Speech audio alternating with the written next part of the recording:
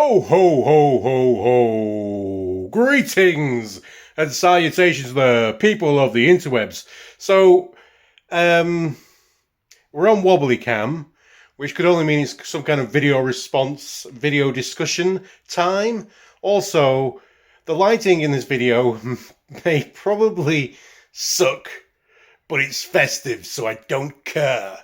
Yeah, it's the Christmas season upon us, and Mr. Borders Dude, the handiest man in all of Christendom, has asked us to share some childhood Christmas toy memories. I may have gone into these at some point on this channel, but it's always worth it this time of year to have a bit of a repeat of things. So, my first kind of Christmas memory, or especially of going down and opening toys on a Christmas day, is I had two older brothers, and we were in the midst of the Star Wars craze. So this was must have been 1980 or maybe 1981. Around that time, it was definitely early 80s, and I was just a wee child, must have been 3 or 4 or something like that. My brothers were older than me, so I got down. My parents used to put the presents wrapped up in old pillowcases, or rather Father Christmas used to, and we'd go down in the morning, and there'd be pillowcases with maybe a name on them and stuff like that, and we'd open them up, and inside the pillowcases there'd be some packages and presents wrapped up, and there'd be our presents. So I got down, and we all started opening these presents, and I opened it up, and I had a TIE fighter. Imagine such a thing, a TIE fighter. And I was like, oh my god, this is amazing. This is amazing. And I'm like, look at this, I've got a TIE fighter. And Mum was like, oh, I was like, panicked, went, sorry, this isn't yours. It was meant for my older brother. And so she gave it over to the older brother and said, oh no, this one's yours. And I opened it up, and it was one of these Paltoy cardboard Jawa sandcrawler. So it was this cardboard Jawa sandcrawler, and it got rained on and died in a sandpit. But yeah, it was kind of, so slightly traumatic. My first Christmas childhood memory. I could have had a TIE fighter. It wasn't for me. I got a cardboard Jawa sandcrawler. Fuck. Yeah. I think pertaining.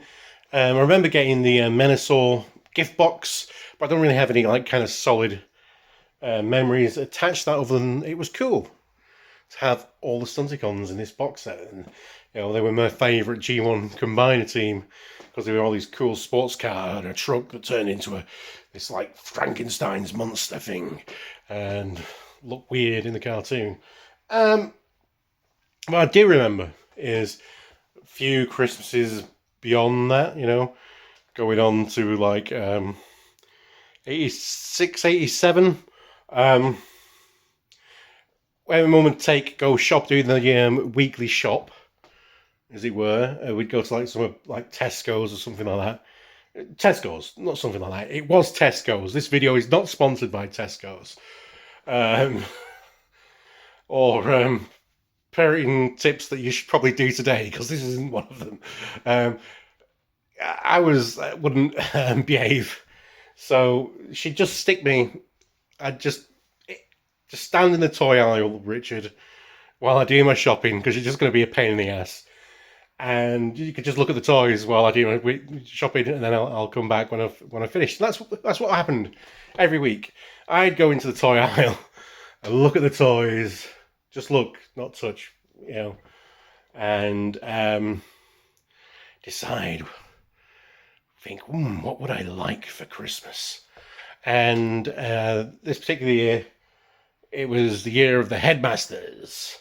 So they had Skull Cruncher there in Tesco's, and I'd get my grubby little hands on it, little greasy hands, looking at the box every which way, just absolutely fascinated by this guy. I would go back in the car and stuff like that, and I'd be like, "Oh, I want a headmaster for Christmas," and my dad would be like, "Why the hell do you want a teacher for Christmas? Weird child." So, and then this is the time me and my brothers, a couple of us shared a room and stuff like that. So even when parents were out, or maybe we'd been sent to bed and they were busy watching television downstairs, we'd go on stealth missions through into the house to the parents' bedroom, or maybe even try the loft or the airing cupboard to try and find if we could, get an early sneak at what Christmas presents would be getting. And we found a few, but we were never that successful. So it was bumming me out. Like, it was getting close to Christmas. We're not going to Tesco's again. That Skull Cruncher's still there. It's not being bought. What's going to happen? What's going on? But when I woke up on Christmas morning, sure enough, there in my pillowcase was Skull Cruncher. Even though we could never find him, and he was still there in Tesco's. It was this guy here. The very same. This is why this is probably one of the most precious Transformers I own. Obviously, he's not the most valuable, he is probably one of the most beloved, because this is the original one I had as a Christmas present as a child, and you can't beat that. No matter how good you make a Transformer, you can't beat that Bond. He's got different Grax in there, but it's the original tail, no gun. We got him for Christmas. So it turns out, because the guy who owned the toy store, shop local guys, not supermarkets, lived on the same street as us, my mum would buy things from him, and then it got to late at night, they'd ring each other up and be like, "Have they gone to bed?" Yeah, they're sound asleep. And that very Christmas Eve is when the presents would actually arrive. So me and my brothers would never have found our core presents. There you go. That's the magic of Christmas. I hope you've enjoyed this little trip down Christmas memory lane. Not got too seasick or had some kind of seizure from the festivities that are going on here in Castle Delafield. I hope you all have a Merry Christmas. We'll do some videos between now and the new year. Be excellent to each other.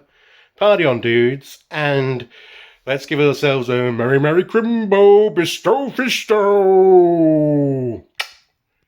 Ho, ho, ho.